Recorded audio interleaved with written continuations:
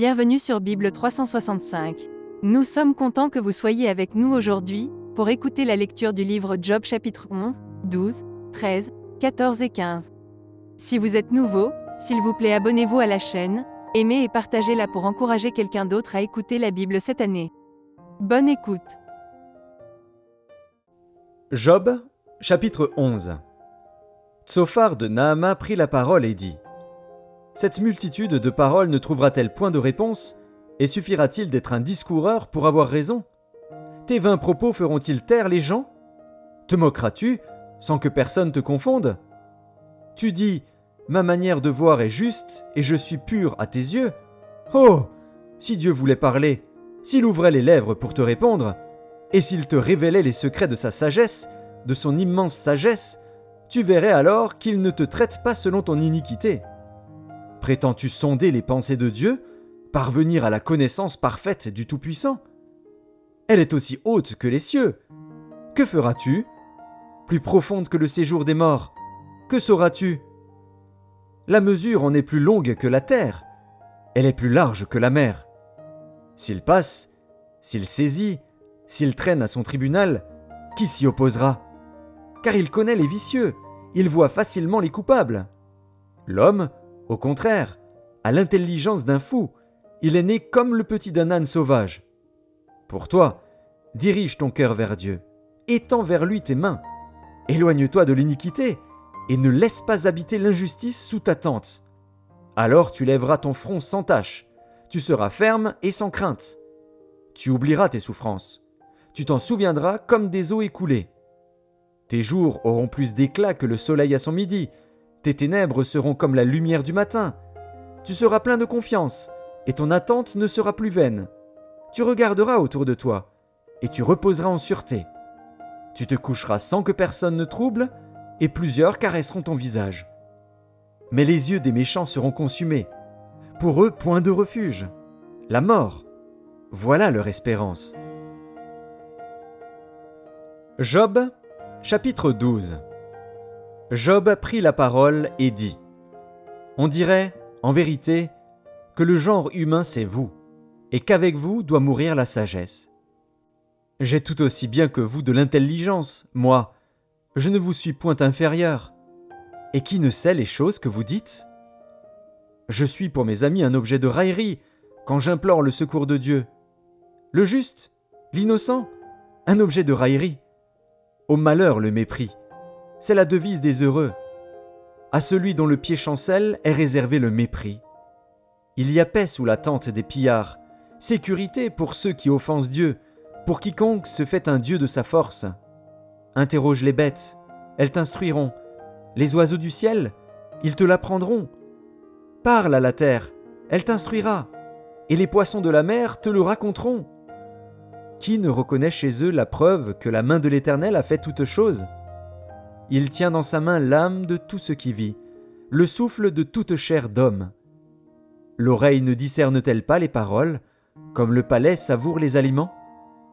Dans les vieillards se trouve la sagesse, et dans une longue vie l'intelligence. En Dieu réside la sagesse et la puissance. Le conseil et l'intelligence lui appartiennent. Ce qu'il renverse ne sera point rebâti. Celui qui l'enferme ne sera point délivré. Il retient les eaux et tout se dessèche. Il les lâche et la terre en est dévastée. Il possède la force et la prudence. Il maîtrise celui qui s'égare ou fait égarer les autres. Il emmène captifs les conseillers. Il trouble la raison des juges. Il délie la ceinture des rois. Il met une corde autour de leurs reins. Il emmène captifs les sacrificateurs.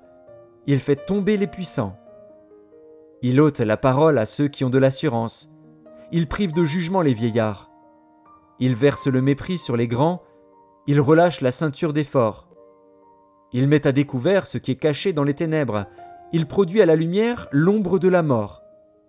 Il donne de l'accroissement aux nations, et il les anéantit. Il les étend au loin, et il les ramène dans leurs limites. Il enlève l'intelligence aux chefs des peuples. Il les fait errer dans les déserts sans chemin. Il tâtonne dans les ténèbres et ne voit pas clair.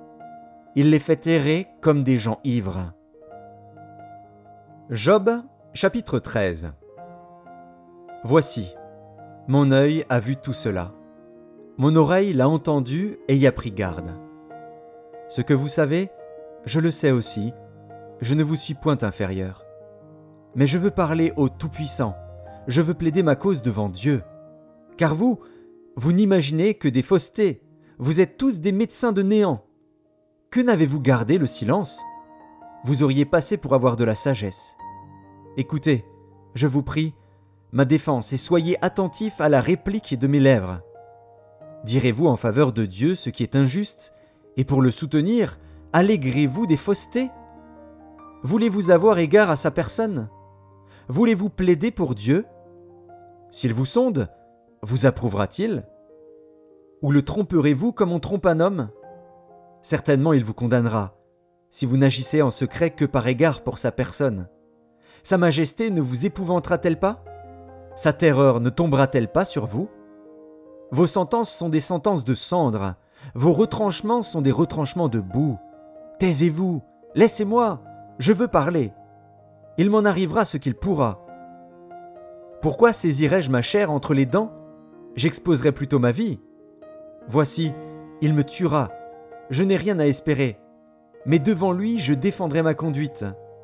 Cela même peut servir à mon salut, car un impie n'ose paraître en sa présence.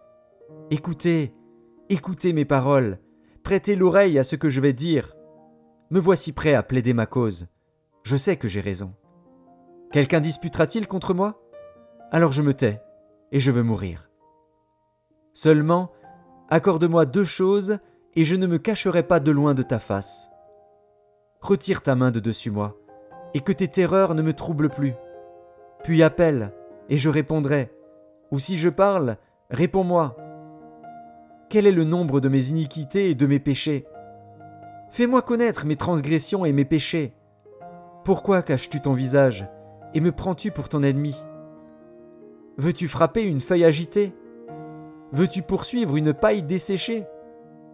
Pourquoi m'infliger d'amères souffrances, me punir pour des fautes de jeunesse? Pourquoi mettre mes pieds dans les ceps, surveiller tous mes mouvements, tracer une limite à mes pas, quand mon corps tombe en pourriture, comme un vêtement que dévore la teigne? Job, chapitre 14. L'homme né de la femme. Sa vie est courte, sans cesse agitée. Il naît, il est coupé comme une fleur, il fuit et disparaît comme une ombre. Et c'est sur lui que tu as l'œil ouvert, et tu me fais aller en justice avec toi. Comment d'un être souillé sortira-t-il un homme pur? Il n'en peut sortir aucun. Si ses jours sont fixés, si tu as compté ses mois, si tu en as marqué le terme qu'il ne saurait franchir, détourne de lui les regards et donne-lui du relâche, pour qu'il ait au moins la joie du mercenaire à la fin de sa journée. Un arbre a de l'espérance. Quand on le coupe, il repousse, il produit encore des rejetons. Quand sa racine a vieilli dans la terre, quand son tronc meurt dans la poussière, il reverdit à l'approche de l'eau, il pousse des branches comme une jeune plante. Mais l'homme meurt, et il perd sa force. L'homme expire. Et où est-il? Les eaux des lacs s'évanouissent, les fleuves tarissent et se dessèchent. Ainsi l'homme se couche et ne se relèvera plus. Il ne se réveillera pas tant que les cieux subsisteront, il ne sortira pas de son sommeil. Oh, si tu voulais me cacher dans le séjour des morts, m'y tenir à couvert jusqu'à ce que ta colère fût passée, et me fixer un terme auquel tu te souviendras de moi. Si l'homme, une fois mort, pouvait revivre, j'aurais de l'espoir tout le temps de mes souffrances, jusqu'à ce que mon état vînt à changer. Tu appellerais alors, et je te répondrais, tu languirais après l'ouvrage de tes mains. Mais aujourd'hui tu comptes mes pas, tu as l'œil sur mes péchés. Mes transgressions sont scellées en un faisceau, et tu imagines des iniquités à ma charge. La montagne s'écroule et périt, le rocher disparaît de sa place, la pierre est broyée par les eaux, et la terre emportée par leur courant. Ainsi tu détruis l'espérance de l'homme. Tu es sans cesse à l'assaillir, et il s'en va. Tu le défigures, puis tu le renvoies. Que ses fils soient honorés, il n'en sait rien. Qu'il soit dans l'abaissement, il l'ignore. C'est pour lui seul qu'il éprouve de la douleur en son corps. C'est pour lui seul qu'il ressent de la tristesse en son âme. Job, chapitre 15. Éliphaz de Théman prit la parole et dit : Le sage répond-il par un vain savoir ? Se gonfle-t-il la poitrine du vent d'Orient ? Est-ce par d'inutiles propos qu'il se défend ? Est-ce par des discours qui ne servent à rien ? Toi, tu détruis même la crainte de Dieu. Tu anéantis tout mouvement de piété devant Dieu. Ton iniquité dirige ta bouche, et tu prends le langage des hommes rusés. Ce n'est pas moi, c'est ta bouche qui te condamne. Ce sont tes lèvres qui déposent contre toi. Es-tu né le premier des hommes ? As-tu été enfanté avant les collines ? As-tu reçu les confidences de Dieu ? As-tu dérobé la sagesse à ton profit ? Que sais-tu que nous ne sachions pas ? Quelle connaissance as-tu que nous n'ayons pas ? Il y a parmi nous des cheveux blancs, des vieillards, plus riches de jours que ton père. Tiens-tu pour peu de choses les consolations de Dieu et les paroles qui doucement se font entendre à toi ? Où ton cœur t'entraîne-t-il ? Et que signifie ce roulement de tes yeux ? Quoi ? C'est contre Dieu que tu tournes ta colère et que ta bouche exhale de pareils discours. Qu'est-ce que l'homme pour qu'il soit pur ? Celui qui est né de la femme peut-il être juste ? Si Dieu n'a pas confiance en ses saints, si les cieux ne sont pas purs devant lui, combien moins l'être abominable et pervers, l'homme qui boit l'iniquité comme l'eau ? Je vais te parler, écoute-moi. Je raconterai ce que j'ai vu, ce que les sages ont fait connaître, ce qu'ils ont révélé, l'ayant appris de leur père. À eux seuls appartenait le pays, et parmi eux nul étranger n'était encore venu. Le méchant passe dans l'angoisse tous les jours de sa vie, toutes les années qui sont le partage de l'impie.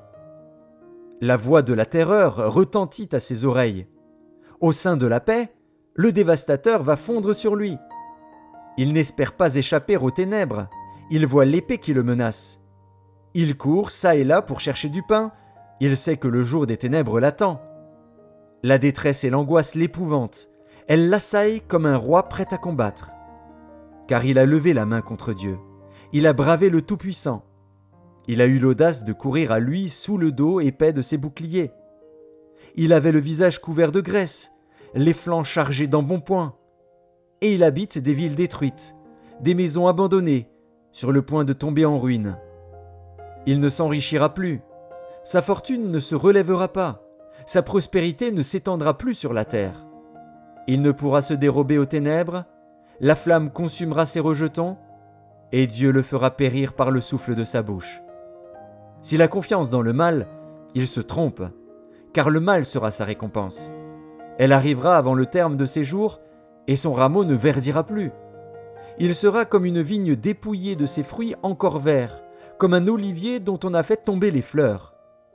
La maison de l'impie deviendra stérile, et le feu dévorera la tente de l'homme corrompu. Il conçoit le mal et il enfante le mal. Il mûrit dans son sein des fruits qui le trompent.